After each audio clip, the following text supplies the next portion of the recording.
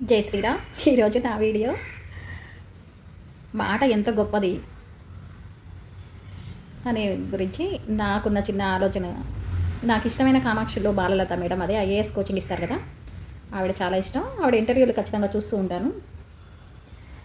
మనిషికి వైకల్యం అనేది మనిషికి సంబంధించిందా, మనసుకు సంబంధించిందా?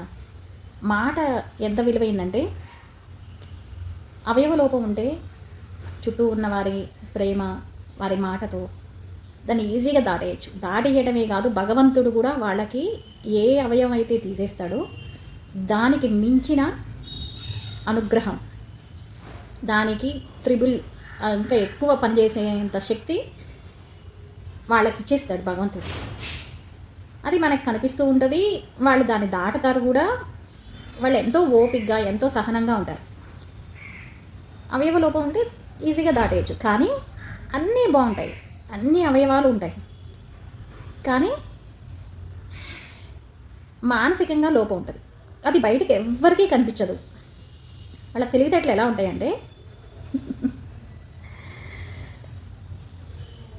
వాళ్ళు చాలా బుద్ధిమంతులు, వాళ్ళకి చాలా బుద్ధి ఉంటుంది, వాళ్ళు ఎక్కువ పని చేస్తారు. కానీ భగవంతుడు అనుగ్రహమా అది, లేకపోతే ఏంటో నాకు అర్థం కాదు. మరి అవయవ లోపం భగవంతుడు ఇచ్చినప్పుడు మానసిక లోపం ఎవరు ఇచ్చినట్టు?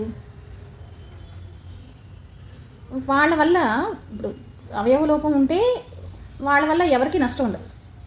ఈ మానసిక లోపం ఉంటుంది చూసారా,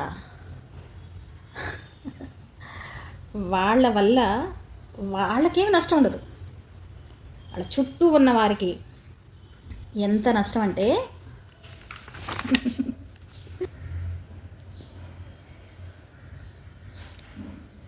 వాళ్ళ వల్ల జరిగే నష్టం.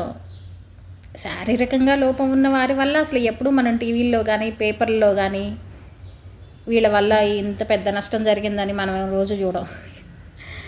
మానసికంగా ప్రాబ్లం ఉన్న వాళ్ళు ఇక టీవీ చూస్తే ఇంకా అవే. ఎందరి జీవితాలంటే వాళ్ళ వల్ల నలుగురు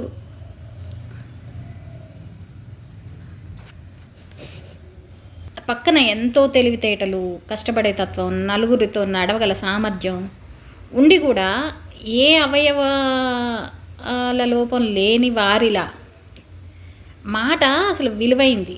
ఎవరి గురించి అయినా చెప్పండి అంటే పెద్దలు ఏమంటారంటే, ముందు మాట్లాడనియండి, మాట్లాడితే చెప్దాం అని.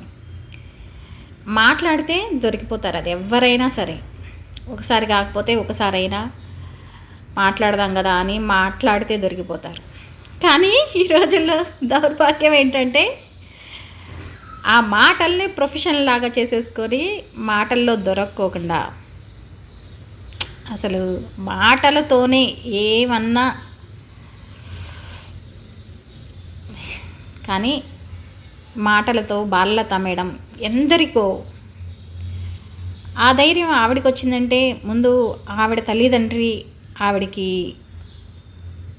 ఆ మాటలతోనే కదా ఆ లోపాన్ని దాటి ఈరోజు ఎంతమందినో ఆవిడ ఐఏఎస్ ఆఫీసర్లుగా తీర్చిదిద్దుతుందంటే అద్భుతం. అది మానసిక దృఢత్వం. మరి మానసిక దౌర్భాగ్యం ఏం చేసిద్ది? ఒక మనిషిని చావు అంచు వరకు తీసుకెళ్ళిద్ది. ఒక మానసిక దౌర్భాగ్యం ఇంకొక మనిషి, అన్నీ ఉన్న మనిషి, అన్నిట్లోనూ విజయం సాధించిన వాళ్ళు కూడా చావు అంచు వరకు. ఎంతంటే,